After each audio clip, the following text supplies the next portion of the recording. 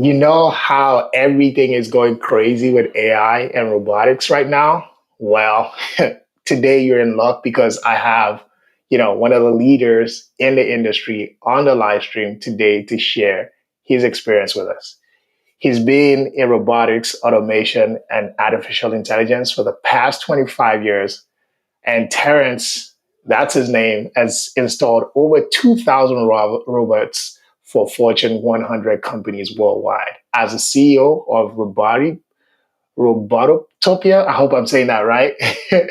He's not just advancing automation systems, he's also leading workforce development in the industry. Terrence brings a wealth of experience in robotics and AI, and I'm excited to learn about it as I'm sure you are. Welcome to the live stream, Terrence. Yeah, thank you. I appreciate you having me. So, first of all, do the honors. Help me say the name of your company right. Uh, it's Robotopia. Robotopia. Right, Yeah, right. It actually rolls off the tongue when you say it that no way. problem. Yeah, now you as know, business grows, everybody's gonna figure it out. yeah, yeah, yeah. You know what's so interesting? The whole idea around, Wakanda was so magical to a lot of people, right? It was definitely to me. And, and why not, right? You don't see stories about Black people portrayed in that light. So it's exciting. But I think when you break it down to its bare bones, you see the impact of advanced science, technology. That was the superpower, right? Yeah, So for you, what was the thing that got you excited about this space? yeah. It's kind of interesting for me because I believe that robotics is something that found me. I didn't find it. Uh, my beginnings were very humble one, going way back to middle school. It was actually my eighth grade math teacher, Miss Merritt, who told me to be an engineer. At that time, I had no idea what engineers did, and I had no idea what I was going to do when I got to college. I was fortunate enough during my time while I was at Tennessee State University. Uh, I uh, I had an opportunity to be an intern, to have an internship at General Motors in 1999, and then on the second day, I saw a robot, and I'm like, "Ooh, what's that?" Right, and so my manager took me over and said, "This guy put the T-spinner in my hand, and he was like, 'You want to program the robot?'" And of course, I'm nervous, right? It's first or second day of work. I've never done this before, never seen one before, and then I got to moving it, and then I was like, "Yeah, this is what I want to do." Going forward, that was my introduction to robotics, and that's kind of where I spread my wings at General Motors. While I was there, I had a lot of fun, and as an intern I came back every summer, and by the time I was hired on as a full-time engineer, I was made the lead engineer within 6 months to take on a full-on project, which was exciting and never had been done before. But when I think about Black Panther and Wakanda, like those were movies that got me excited. I think even at the end of Iron Man 3, right? At the end, the kid has a garage full of robots. And I even saw some robots that I worked with in that movie. But, when I think about Wakanda, I think about the many things that our culture and our people don't realize is that technology, innovation, and math began in Africa. Right. And so, and how do we pour back into that? So I do get excited when I see, kind of what's the young lady who was in the movie Braveheart. I think is her name. Her movie's coming out soon. I think 2025 or 26. But I get excited about that kind of stuff, and that's kind of what keeps me going. And I think you touch on something that really like you to drill down on a bit more. It's potential, right? And I think that that is something that, the community recognizes. I used to, I joke about this all the time. Like I used to think about this, about where a lot of our energy went to, right? In things like sports, entertainment, you see thousands and thousands of kids getting into that. And it's because like they're able to recognize that potential very quickly, right? Why is it so hard to break through with the same message about tech, and I'm asking that, as somebody who saw that opportunity early on, what were the things that helped you recognize that? Man, that's a great question. For me, I was like many other kids. I watched Michael Jordan play basketball, so I wanted to play basketball. I watched Barry Sanders play football. I wanted to play football. But when it came to tech, the most I did was probably took the VCR apart, took my Nintendo apart. Right? You always had that knack for wanting to fix something. I'm not sure where I would be and if I would know my full potential if it wasn't for my teacher who said, "Go do this," right? Because it was the only time I remember someone pouring a positive message into me, even though I didn't know what it meant. I didn't know what engineers did. I didn't know how much. She told me they made a lot of money. That was the goal, right? Go make some money, take care of your family, and you live a good life. So, and that was the only thing that I had to go on, and it was plenty to get me here. But why aren't we more engaged in it from a potential standpoint? I think because we don't represent it, we don't talk about it enough.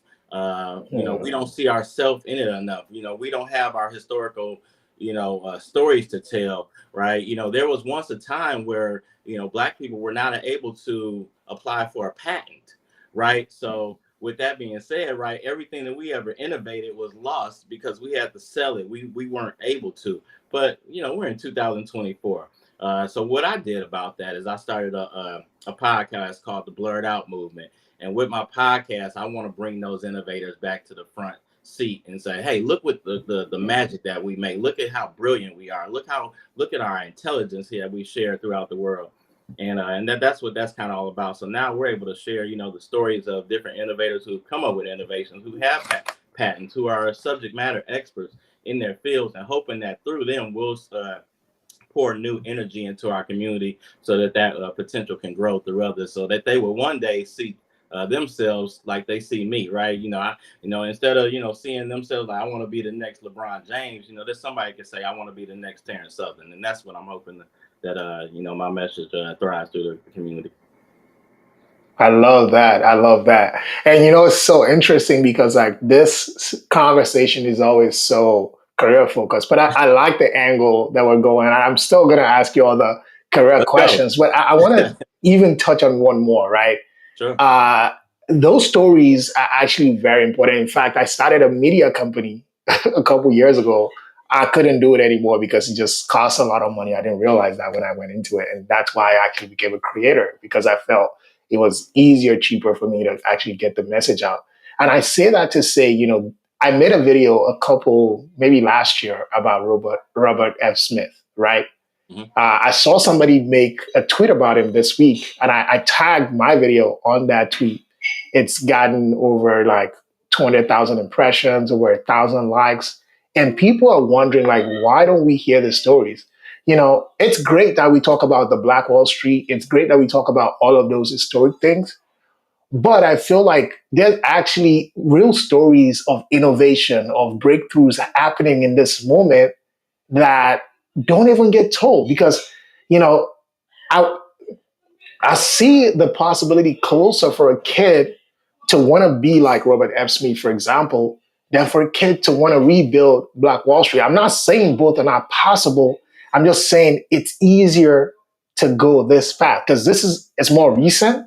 The strategies will probably work a lot better. The dynamics are a lot better. So why don't we see more of those stories? Because I think those in themselves, just the same way like a story of Jordan can be empowering, I think stories like they can also have that similar impact. Yeah, agreed.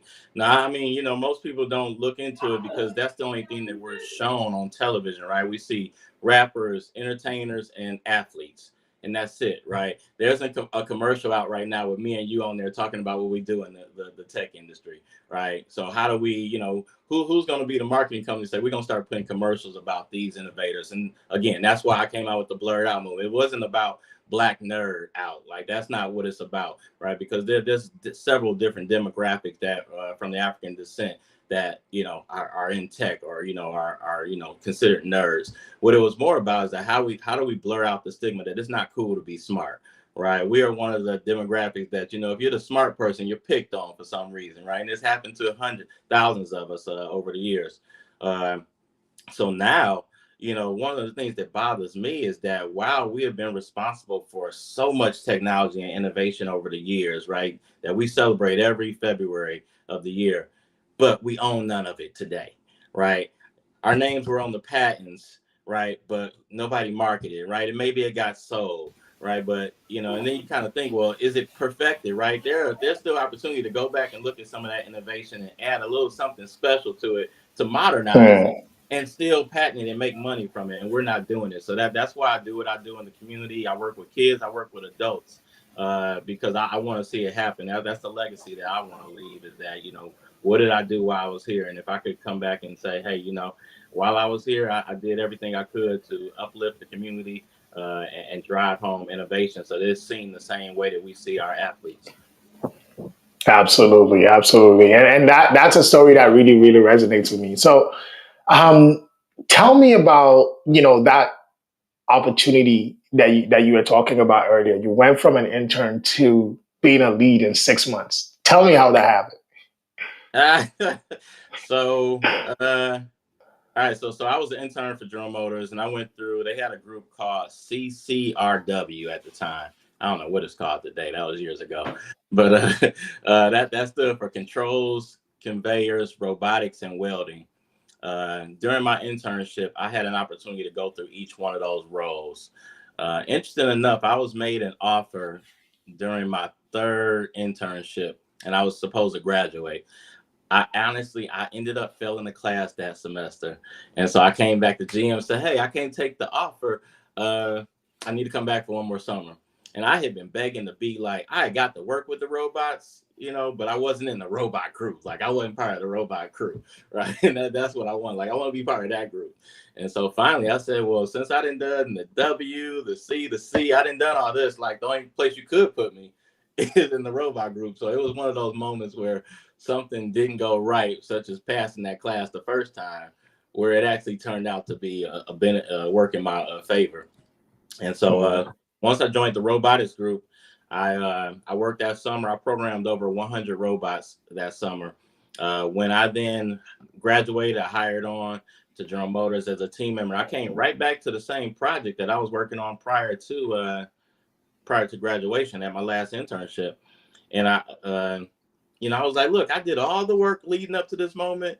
When we go down there to Shreveport, I want to be the lead. And they're like, well, I don't know if we could do that. Like, we've never taken somebody right out of college and made them the lead engineer of a bunch of, well-seasoned contract robot programmers. You're gonna be handling a lot of money. You gotta talk to the managers. It just wasn't there.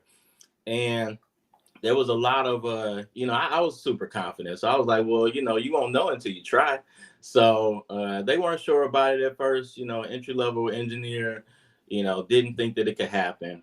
uh, and then I think the guy who they were going to make the lead, it's funny, I can say this 20 years later now.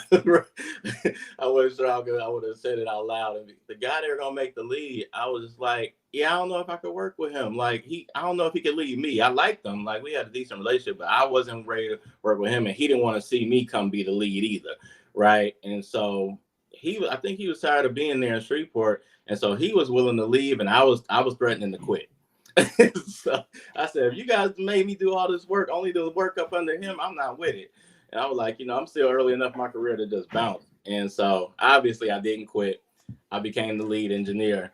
And they told me, it said either one or two things are gonna happen, Terrence. Either you are going to fail like we all believe an entry level engineer should do, because you got the role of somebody who has 5 years of experience, right?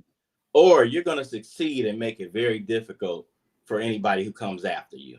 And so at that moment, I think the only thing I did was think about, how I was going to win, right? While I was a robot engineer, I had the spirit of Michael Jordan in me. Like, I won't lose, right? I won't let anybody beat me. I'm still that way today. Like, if you're rolling with me, we win it. And that's how I do things. And as I would have it, I had to humble myself though, right? Because there were a lot of different situations that I went through. Again, I was managing almost, $15 million, right? Had a bunch of robots I had to order. I had to get everything there on time. And I had a crew who I would say the majority of them have at least 15 years in the game, right? So how am I going to tell them what to do? And I barely know what I'm doing, right? The only thing I knew how to do at that point was probably program some robots and keep things organized. Um, And so then there were times where I had to go to my team leader and say, hey, well, my highest ranking robot program and say, what do you think about this? Right. Not me telling him. I'm taking coaching from the one with the most experience. So it was, I had to, humble myself and be willing to ask questions and be willing to listen in those moments. And that helped me a lot, right? Not coming in like I'm the one with a degree, right? So, you got to listen to me. I'm the boss. It wasn't like that. And one of those tricky situations I had 10 programmers. And one of them, we had to have a project where we were going to take the plant down and we had to come back up like in 2 weeks during the Christmas break. And this guy, he just kept messing up. And every time I gave him a task, he made it worse. And after a while, I went to my senior programmer. I said, hey, what do you think we should do? And he gave me some advice. I ended up having to let that gentleman go. I sent him home right before Christmas. I felt terrible, but it was what I had to do. We ended up finishing the job with 9 programmers. I ended up programming with the team, of course, because it was something I enjoyed doing. And then and we launched on time. Fast forward a year later, we brought the entire plan up. We needed to launch by rate in 35 days. We did it in 9. And so that was seen as a success. I saved some money while I was on the project. And that was what led to my first Black Engineer of the Year award. So, all you got to do is believe in yourself, right? But, the thing that was important that they gave me an opportunity. I kept pushing them, right? But, I had already showed a level of confidence that they said, if there's anybody who could do it, it probably is Terrence that could pull this off. And I'm glad they took that chance on me. I think you touch on so many themes there. One of the things that I tweeted like a while ago was, people underrate how being coachable is, right? It's like um, there's so much you don't know, and like being comfortable even like in that knowledge is power in itself. And I guess the question that is, how do folks are naturally in these spaces, right? Who will likely suffer like from imposter syndrome? Yeah. What's the right balance between like confidence and humility? One of the things I often hear about engineers is that they don't have personality. And I agree, most of them are lacking a personality. I think those with a little bit more of personality, they're willing to take the risk to communicate about things. Building a relationship allows for you to have those conversations to say, hey, can you show me what you're doing? Uh, when it comes to the imposter syndrome, I mean, I think that that's something that we're all just going to go through. But I think where we make the misstep is we think that others aren't going through the same thing. They are, right? Because now I've been in executive roles like the same. I haven't had any uh, persons of color try to hire with me. I think I've been interviewed one person, right, over the last 20 years. Most of them have been, you know, male or white male individuals who don't know much either, right? But they're confident enough to even try, right? So, my thing is, how do I get, some of the African American brothers, the Hispanic brothers, right? Just how do you you get somebody to just give it a try, right? Most of them never try. So I think some of that has to do some with the imposter syndrome. I think I'll tell you about another story. I have a young man who I mentor who's also a robot engineer today. He had a big opportunity, working for a huge Fortune 100 company, and he was invited to be part of their AI team, and the whole team was researchers. And he was like, "Well, these are guys with PhDs in robotics. What can I say do for them?" And I told him, I said, you got to go in there because they hired you for a reason. And you don't, they're all PhDs, so their thinking is one way. Your thinking is another way. You're very practical. You guys need to go in there and balance each other out. And that was kind of what needed to happen. But I never have to wonder what it would have been like if he didn't have me to look to, right? Because one thing you have to do with that confidence, say, do I feel comfortable enough asking Terrence, how the heck do I get through this? And am I gonna look weak because I can't solve this on my own? And then going forward and say, you're right. You know, guys that do research, they trying to study something, right? They see it one way, right? You're going to be able to say, well, yeah, this might work here in the lab, but it doesn't work out there in the real world. And they need somebody to tell them that, because if you got all the researchers together and they all think the same way, then nobody's going to be able to inform them and say, you need to try this, this, and this. So, both parties need each other. But when it comes to imposter syndrome, I mean, I think it's a natural behavior to just be nervous and feel like you don't belong. Where's your seat at the table? I've been there. I think the best thing you can do is give it a try and see what happens, right? Just like anything else you're curious about. Stay curious and you'll find out the answers. Mm. That's really powerful. So if I break it down, it's like, first of all, being confident in your own abilities, right? Right. Not the situation might require more, but just be confident in your own abilities. Show up, all right? That's also important. And then find trusted people who can give you advice on how to navigate that situation. Absolutely. Yeah. So, you talked about your first role, getting that award. How do you stay, hungry, motivated, and all of that to be able to rise to your career, and not risk like peaking too early? How do I stay motivated? Like looking back, right? Because all of that happened, it sounds like within the first 3 years, and you had like another like, over 2 decades navigating that. So You where do you know, go from there? yeah, great question. Because I've never really thought about it. But what I can tell you, that unfortunately, the exercise of what it took on that first project, I had to do it all over again on the second project, and then the third project, right? And we got to the point where I was on a project where nobody knew who I was, and they said, "Well, who's the robot engineer?" And this guy was like, "You're sitting next to him." He was like, "No, seriously, who's the robot engineer?" Like, see, right? Like, it wasn't a real thing. Not only was it not real to black people who look like me, it wasn't real to the white people either, right? Unless they're like, you can't be like, this young black kid is the lead robot engineer. And it was another gentleman who I had a relationship with. He was like, if Terrence is on your team, you're in good hands, right? Because I had done it before, but I never imagined that in my mind. I'm like, if I've done this before and I proved myself, why am I having to prove myself again and again and again and again? So it was those kind of moments that motivated me. But I think, I went through an experience where I was at a robotics conference, and good 10,000 people there, and I was standing in the middle talking to somebody who was in sales, and I realized, I said, you know what, I don't think there's any other black engineers in the building besides myself. And I was talking to her. I said, I think this is my responsibility. So that's how that went. So, what keeps me motivated is I'm not done yet, right? Like, I'm not gonna be happy until I see somebody in my seat, right? I have a mentee who I met when he was 12 years old in the fifth grade. He's a robot engineer today. When he met me, he said, "That's what I want to do. I want to be like you." I made sure I took care of that. But that's one right now. There's a couple other gentlemen that I've met over the last couple of years. We keep in touch. I've told them to keep in touch with me, and then if they got questions, I answer, right? And so, like, who else has access to that? Like, everything that I'm trying to give to the people who are coming behind me, I didn't have that person, at least not who looked like me. Now, I definitely have mentors in the robot industry, and there were a lot of gentlemen who played a big role in how I learned and what I know today. But again, they didn't look like me, right? So it was always awkward for me at the end of the day. You never knew if they were truly friends or if they were like just doing what they were supposed to do because we worked together. Luckily, they were both.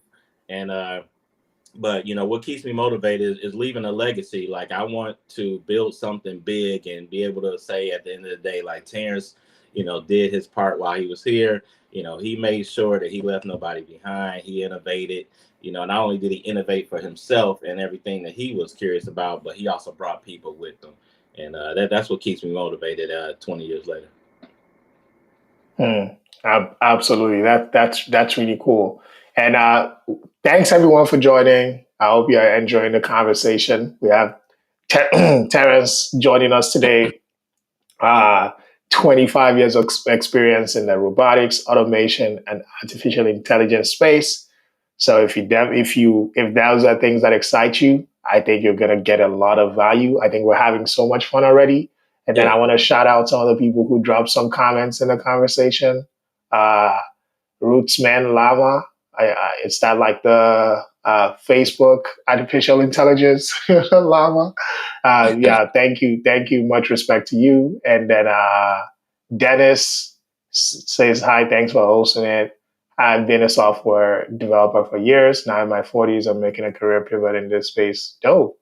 Some advice and tips from Terrence will be appreciated. Yeah, you'll definitely be getting those. And if you have any questions, please leave them in the comments. And then from TMB says, thanks for this conversation. Very helpful and informative. I want to know if Terrence has any experience in IoT and robotics. Best name in the world, by the way. Okay, okay. Thanks, everyone. Keep the comments coming. Keep the um, keep the conversation coming. Again, we typically take questions at the end, but I'll let that one go. So, do you want to answer that? Do you have any experience in IoT robotics? IoT. I mean, so the industry 4.0, move is, while it's not new, right? It's been a conversation for smart manufacturing, smart robotics. I haven't had an opportunity to drive any projects with the IoT stuff. I've definitely, dove into it and, even, proposed it for different projects in the past. But, when it comes down to the funding, that type of technology. But the bigger challenge for a lot of companies who have not made that step into industry 4.0 solutions for their manufacturing facilities is where are the resources, right? The biggest challenge that we have right now is that who understands this technology, right? Only 27% of parents believe that manufacturing is a sustainable career for their children, right? People are trying to leave, manufacturing. So, it's not one of those, let's say, where do you, like, even today, where do you find a robot engineer, right? Mm, Furthermore, where do you find somebody who, understands how to use robotics with, IoT, Meta, and blockchain robotics? Like, it's not something that, that's not somebody you can put out an application on the internet and just, think that you're going to find hundreds of people. Now, a lot of them might pretend like they know, right? That's where that confidence comes in. People are willing to say, yeah, right, yes, just to get put in. me on. Yeah, right. Hey, you gotta do what you gotta do, right? Uh, and then they all get shut down, and they're looking for that person for the next year. But no, I haven't yet. But I would love to, and I understand that there's a lot of cool solutions out there that are capable. And so, kind of like a almost a flipping around of that question is, from people who are not who maybe didn't go to school for this, is there a way to break into this? And I know that's not a break, is not a lot of is not a language that everybody likes, but Me we'll use neither. it for the purpose of this conversation. Go for it. Is there a way to transition into this role uh, on your own without a traditional degree or thing something like that behind you? So I'll let you in on a secret. I do not have a degree in robotics. My degree is in computer science. What happened there is I started off in electrical engineering at Tennessee State University, and then I switched. And by that time, I was already working for GM. I was good at what I did. So what I did is I used everything I learned in computer science, right, the programming piece, and I applied it to the robotics. That's why, when I say I've done, IoT and smart manufacturing stuff, that's kind of where it comes from. But for today, fast forward, there weren't, robotic schools. There were a couple schools. Most of them would be in Michigan, right? Detroit is Automation Alley, so robot engineers are everywhere. There are universities that teach robotics from an industrial standpoint, but the word robot has evolved so much over the last several years, right? So it's not what it meant in 1999 when I saw the robot from starting. It's not what it means today. Um, so there are a couple universities when you're talking industrial robotics. So there's levels to this, right? If you're talking industrial robots, there's some great universities in Michigan. You got universities like Lake Superior State, Lawrence Tech. Uh, who does industrial stuff. Then you got some of the other schools. They get into more like research level stuff. Like you got Carnegie Mellon, you got MIT, you got Stanford, University of Michigan. But then you kind of come down to where you have like trade schools, and it depending on what you want to do. If you want to go into engineering, then obviously you're going to want to have a degree. But if you're interested in going into the applications type world, where you're going to be doing possibly robot simulation, robot programming, robot technicians, design work, where you need to learn SolidWorks and design mechanical tools for robots. If you want to go into the kinematics piece, that might really call for a degree, but you could also, go to a school that focuses on robotics and get a degree in mechanical or applied science. So there's a lot of different avenues. I would say for those who might say, "Hey, I already have my degree, but I'm ready to trade over to something different." There's a lot of certifications out there. As a matter of fact, I'm starting my own robotics school. Like I said, my goal is that I'm going to leave a legacy. They're going to remember what I did when I'm gone. But with that being said, like you got several robot certifications. There's a lot of all the robot manufacturers have their own training. So, you can take the training. You got FANUC training, your Skyway, ABB, KUKA, all those different robot companies. You can take training. You can get the technician training. uh SolidWorks, and so then you say, all right, I get this certification, I get this training at the trade school. How do I get experience? That's one of those things I haven't quite. I think what trade schools have to do is start working with the corporations and the manufacturers so that they can get some real world experience. Because the worst thing that happens is somebody come out of trade school, and I've had this happen. They come to you, they apply for a job, and they think they know what they're doing. And it's really challenging to kind of bring them down a level and say, I understand what you learned, but your teacher has never done this before. And so while you might have the right mindset, you got the right work ethic, your practices are going to have to be retrained. And so that's kind of what I've done. I did that with a young man about 3 years ago. Luckily he was teachable, and he listened to me, and now he's been able to excel, and he's in a role now where he's teaching other people the things that I taught him. So there's several different ways to get into the work field. If you're somebody who wants to go into robotic research, right, there's way now. The research thing, I would say you probably have to have a degree. That's usually on a master's level, right? They want you to be able to do quantum computing and different type of things like that. You're writing different algorithms for the robot, and then you're testing, right? Does it work? Well, let's test it out and see. Versus somebody who's doing it like in a practical way. And last thing I'll say, but then you got industrial robot, but then you have like some of these more robotic tool solutions that are out there, because now you got the robots that are delivering food. I mean, in my mind, a drone today is a flying robot, right? Because it can complete multiple tasks. So I'm a drone pilot as well. So there's a lot of different pathways.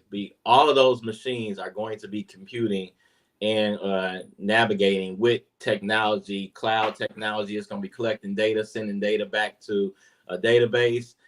Analyze it, spit it back out, make it smarter. Like all of that is coming, but where's the talent coming from? And that's kind of why I created my company, is to not only do system integration, but also how can we do workforce development. We need to build a pipeline, and the pipeline of individuals who wants to get trained in this field, they need to be taught by the right person if we want to go fast. That's true. That's true. That's very true. So, speaking about the right person and the right skills, you've worked at major companies like GE, Bellfly, Memco, basically across the entire industry doing, this robotics work. And if you had to pick out like, the three skills that you would probably say, helped you across those different roles, even from when you got started, what would those three things be, just to help people listening to this who are interested in switching into this space to start thinking about how to build those skills? Yeah. Well, do we want to talk about like technical skills or soft skills? We can speak about both. Okay. All right. So I would say from a tech skill perspective, you got to have good work ethic. Like people respect hard work. Somebody who, when it's time to read something, make sure you read it thoroughly, take good notes, study. Like one of the things that's popular about engineers is engineers all think they right. Everybody think they got the right answer. So you got to know how to, manage conflict when you all don't agree, right? How do you get to the next step so you don't get stuck, having a debate about, my way is the right way, your way is the wrong way. because I can tell you that as a programmer, there's multiple ways to get to the finish line. There might be a better way, right? There might be a more thorough way to go about it, but does it work? They all work. But everybody has their way, and kind of practicing what is your way might come from those soft skills, right? And it might come from Mhm. those experiences that you might have had, right? So I've made this mistake before. Let me double check my work. Second thing I would say is like troubleshooting from a technical standpoint. There's always going to be issues. There's nothing that's perfect. Uh, there needs to be a practice of how you solve a problem. That's what I tell when I'm working with the youth in the community, is that engineering isn't about being super technical. It's about, can you solve a problem, right? Those numbers that you had to go through for the first 12 years of school mean nothing, right? Nobody cares, right?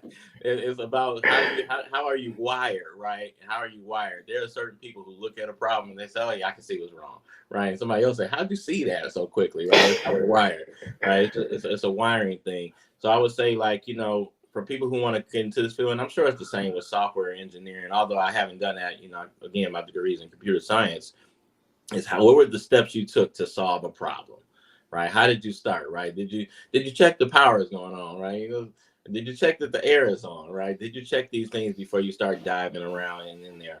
I used to, I had to learn some of those things, when it was a robot problem versus a control system problem, right? Because they're talking to each other. One of them moves and one of them doesn't, right? So it was easy to blame the robot for everything, because if the robot didn't move, you thought the robot had the problem. Well, really, hey, I got a run on here in my PLC code that's not working, but you don't know it until you can understand both. So again, going back to the first thing is just, make sure you focus on the work ethic. You want to understand your craft very well if you want to be seen and respected. And then the last thing I mentioned, my third one, would be a soft skill. And I think we talked about it already. You got to be teachable, right? You got to want to listen, and you got to want to communicate. Super important.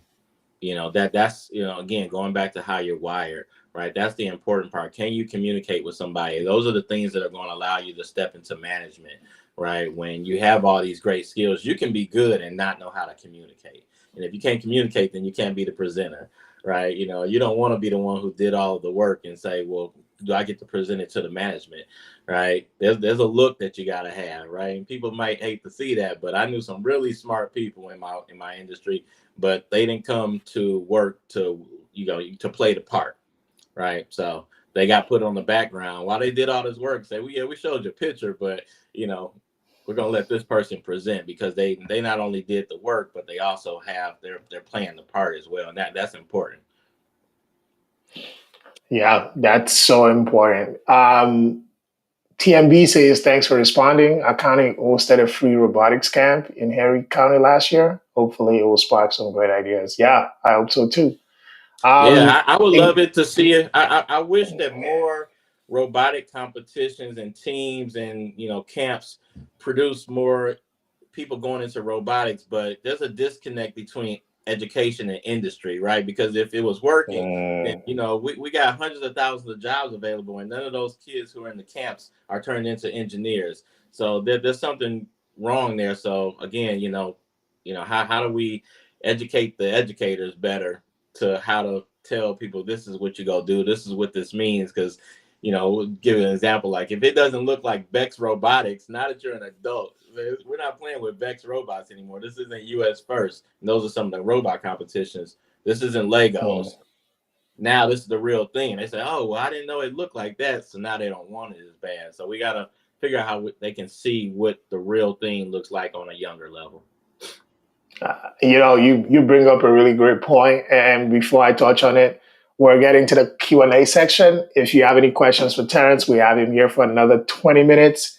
Feel free to leave them in the comments. We try to find answers and solutions to some of the challenges that we're speaking of, and hopefully your questions can help drive that conversation. And speak to specific what I talk about talk, because like I think about this a lot. Like everything I'm doing is tied to this questions that we're talking about.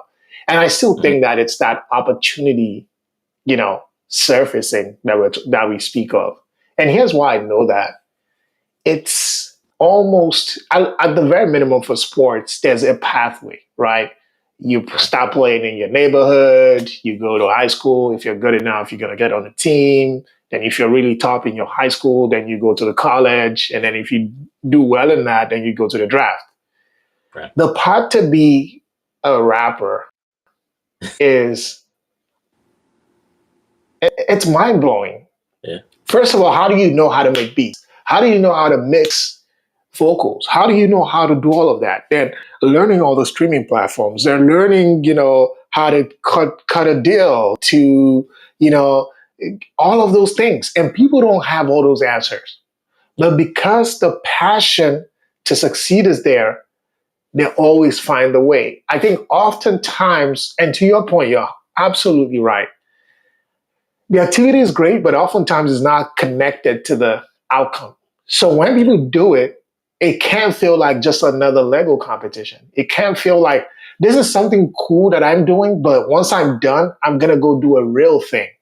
And Right. I think the moment people start to realize more, and that's why I talk about the power of those stories.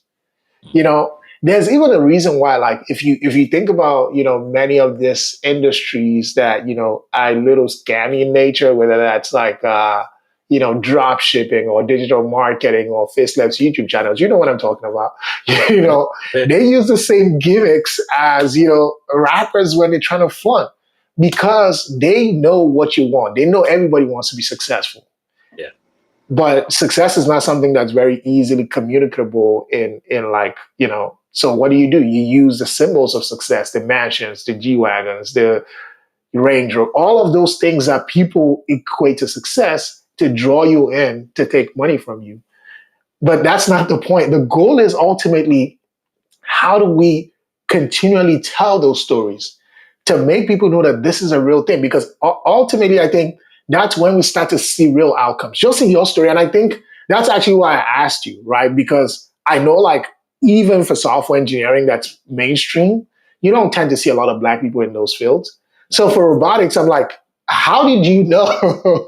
That was my reaction. So maybe like, again, and maybe it's something for us to keep thinking about, but how do you think that those opportunities can get connected more to how people start to see them as real things that can actually be like real life outcomes? Yeah. I think we as a community need to learn how to work together better because we have this sensational thirst for being ultra independent instead of interdependent. And when we can be interdependent, then somebody can, have the will to say, you know what, I know a robot engineer. Let me ask him if he'll help us build out, right? So that we know what the outcome looks like. Uh, and I think that's kind of where we got to start is, how do we be more interdependent with some of these programs, right? Because I can tell you from some of the other cultures that I work with, some of their parents are engineers, right? And that's just what it is, right? They grew up with this. I mean, my program, we work with Asian students, Indian students, Hispanic students, white students. It doesn't matter, right? And I believe oftentimes they come up into the environment and say, "Oh, I've done this before." And I give them a little bit of coaching. I might give them more information, and even their parents say, "He's an actual robot engineer, son or daughter, right? Like he does this in real life, right?"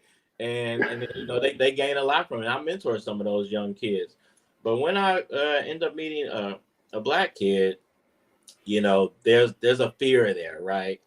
And so it's kind of like, so those are the ones that I end up, I met a young lady a couple weeks ago. We had a back to school event, and she tells her mother says my daughter wants to be a robot engineer. I said, really? I said, I'm a robot engineer, and she just lit up, right? She could have been maybe 12. I don't know how old she was.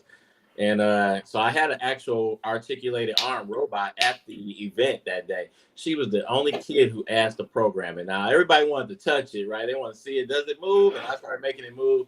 And I asked her, I said, you want to make it move yourself? And I let her program it. And she made a little video talking about how she wanted to be a robot engineer. Those kind of moments, having those kind of moments, they only happen like every 5 years from me. I get a kid to say, I want to do what you do. And can you help me do it? I'm hoping that how do we get those, like those camps, as TMB was mentioning, I'm assuming my another Terrence, but is that how do you get those programs to align and say, hey, how about we get somebody who does this in the industry so that we can connect. This is what it looks like from an educational standpoint, and oh, by the way, by being in this program and chasing this career path, you can do what Mr. Southern does. And that's actually how I operate. My businesses operate. I have a nonprofit organization that does exactly that. We work with K through 12 students and we build robotic labs in their classroom.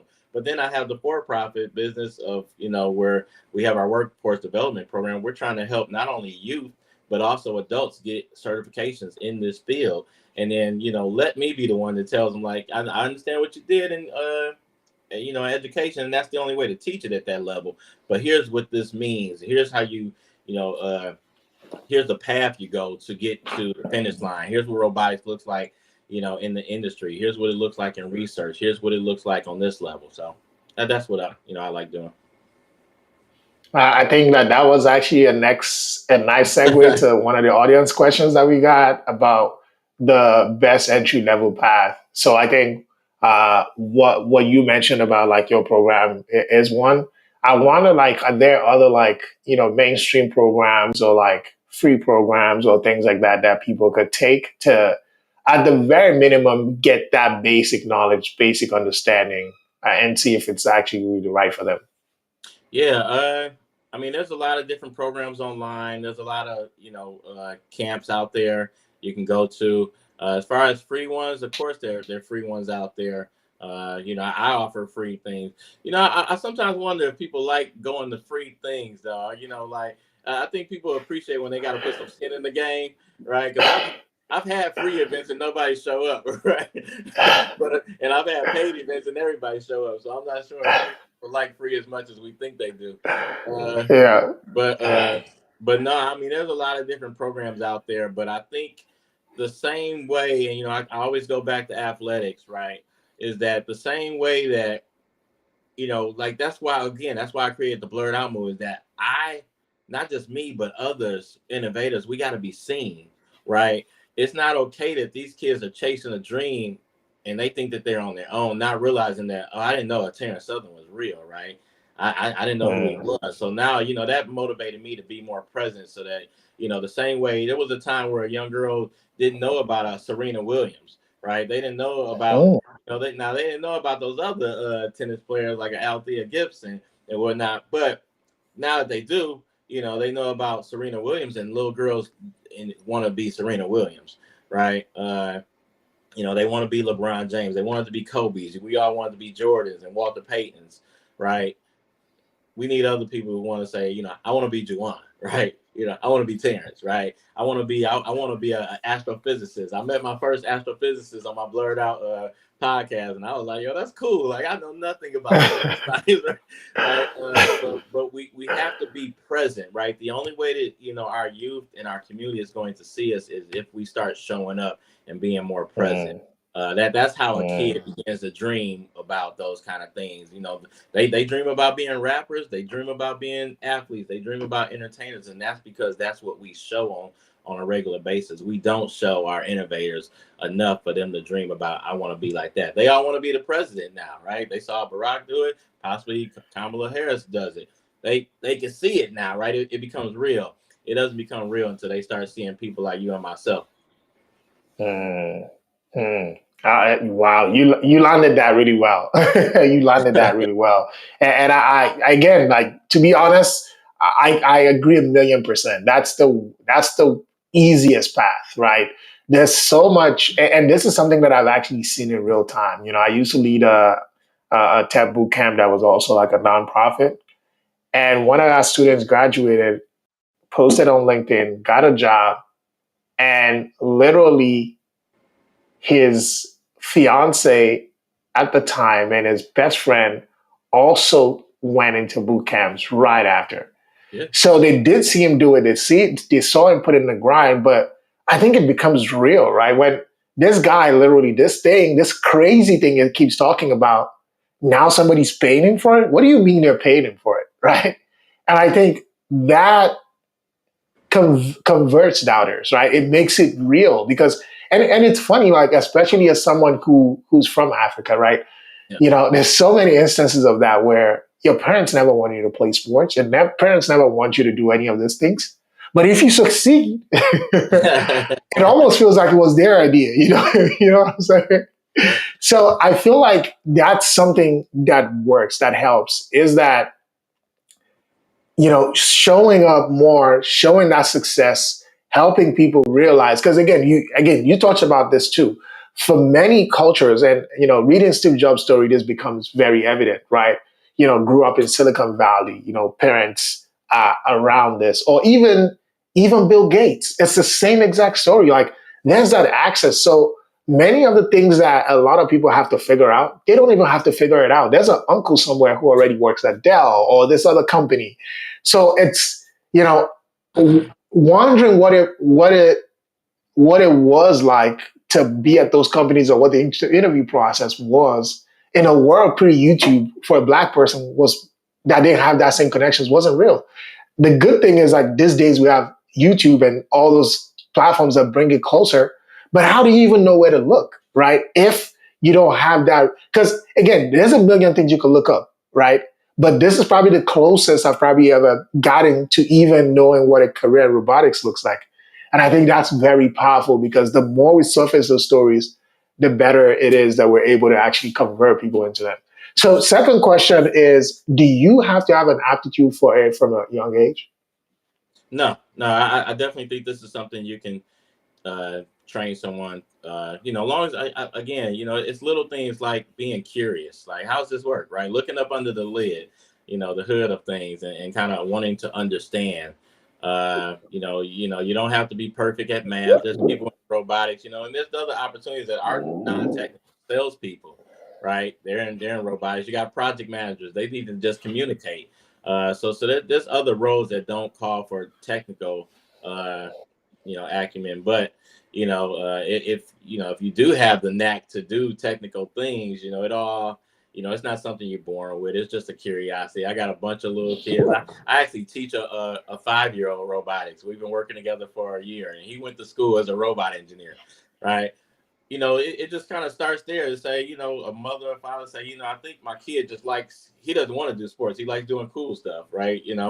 For somebody, this is their sport. It's the competition of the mind, right? This is their sport, right? Is that I want to figure out how this works, right? And how can I make my own, right? We just got to be curious enough. We did prior to the pandemic, we had a program where we were working. My group here in Dallas, Texas, was working with a group, a village in Ghana, and for the kids to be able to see one another at the same time, of course, they got their perception of what's happening in Ghana, and they got their perception of what's happening in the U.S. And once they got to talking, they realized that kids are kids, right?